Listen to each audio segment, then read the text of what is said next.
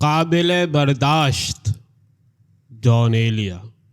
شام ہے اور بے ہنگام ہے، بے ہنگام ہے اور نافرجام ہے۔ میرے وجود کی شش جہت میں جو کچھ بھی ہے وہ میرے حق میں یکسر ایک الزام ہے۔ جان ایلیا، تم آخر کہنا کیا چاہتے ہو؟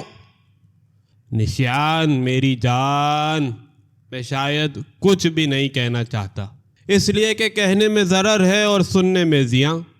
دیکھو جان ایلیا، چاہے کہنے میں ضرر ہو اور سننے میں زیاں، مگر تم بھی جانتے ہو کہ یہ تمہارا مقصوم ہے کہ تم کچھ کہو اور وہ یوں کہ تم کچھ کہے بغیر رہ نہیں سکتے۔ جو دو پایا جاندار، جان ایلیا کا دو پایا جاندار، اگر کچھ نہ کہے تو وہ جان ایلیا نہیں ہو سکتا۔ وہ آج سے لاکھوں برس پہلے کے دور کا غار میں رہنے والا دو پایا اور راست قامت جاندار قرار پائے گا، جو کچھ کہہ سکنے اور زبان استعمال کرنے کی اہلیت سے محروم تھا، اور اسی لیے اسے پوری طرح انسان قرار نہیں دیا گیا۔ اسے یا تو نیندرتھل انسان کہا گیا یا کرومیگنن انسان۔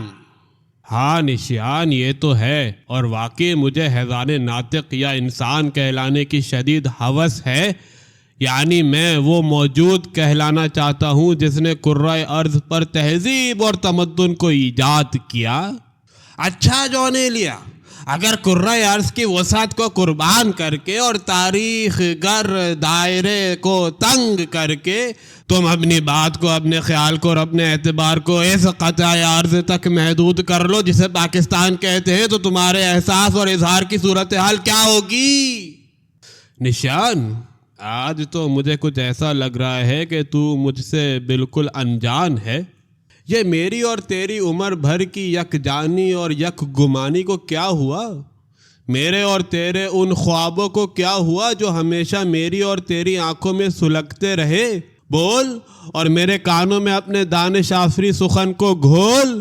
اس وقت مجھ میں اور تجھ میں یہ کیسی دوئی پیدا ہو گئی ہے؟ تو تو میرا ہمزاد ہے یا میں تیرا ہمزاد ہوں؟ یہ کیا بولیر ہے؟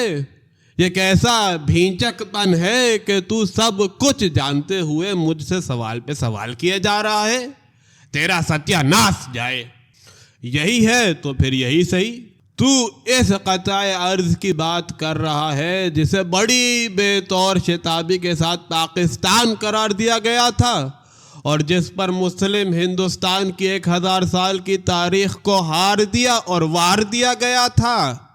میں سمجھتا ہوں کہ تو میری گویائی کی جھنجھلاہٹیں کمانا چاہتا ہے، میری جھونجھل سے اپنے دل کا سکون پانا چاہتا ہے۔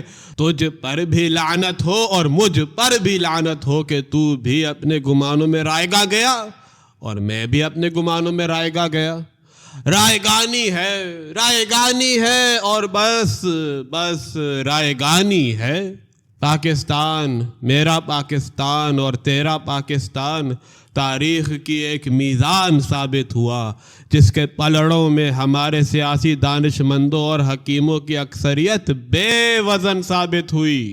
اس نے خود اپنے ہی لوگوں کے حق میں بار بار بے رحمانہ منصوبہ بندی کی۔ ہمارے ان سیاسی دانش مندوں کو چند کے سوا تاریخ کے بازار میں اونے پونے بیچ دیا جانا چاہیے تھا۔ حقیقت تو یہ ہے کہ سید احمد خان، علامہ اقبال اور قائد اعظم محمد علی جناح کے سوا ہمارے بیشتر دانش مند اور حکیم سخت مردم آزار اور ناہنجار نکلے۔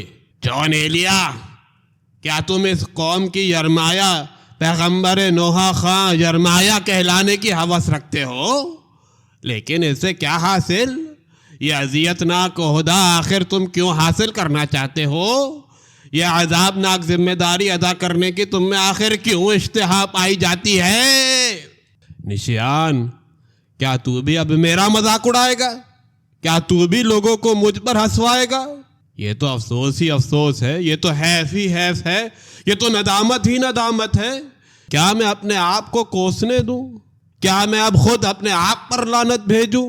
مجھے جان ایلیا ہونے کے سوا کچھ بھی ہونے کی ہوس نہیں ہے، اس لیے کہ جان ایلیا سے زیادہ بے مغز اور بے دانش انسان کوئی ہو ہی نہیں سکتا۔ سن اور گن، جو کچھ ہو گیا وہ ہو گیا۔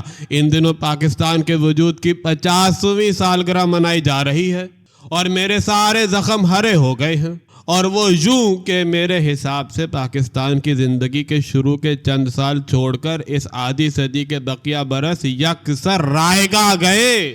اب میں کچھ امید کی روزی کمانا چاہتا ہوں۔ مسلم لیگ دوبارہ نسبتاً کسی قدر سلیقے کے ساتھ اقتدار میں آئی ہے، اور اب پاکستان کی ساری امیدیں مسلم لیگ کے حکمرانوں سے وابستہ ہیں۔ عصر کی قسم، میں اس وقت جو بات کہنے والا ہوں اس میں نہ کوئی طنز ہے نہ تان۔ مسلم لیگ کے حکمراں اپنے وجود کی ماہیت میں پاکستان بنانے والوں سے بہت چھوٹے اور بونے ہیں۔ اس امر میں کوئی شبہ نہیں کہ یہ بہت درد مند ہیں۔ انہیں اقتدار میں آئے ہوئے کوئی 4 مہینے ہوئے ہوں گے، اور تو گواہ ہے کہ میں نے بجا یا نابجا طور پر ان کی اپنے دستور کے خلاف آج تک کوئی مخالفت نہیں کی، اس لیے کہ ہم یعنی قوم کے آدم قد شہری اگر ان کم قامتوں کی مخالفت پر اتر آئے تو ہم سب کو بہت بڑا نقصان پہنچے گا۔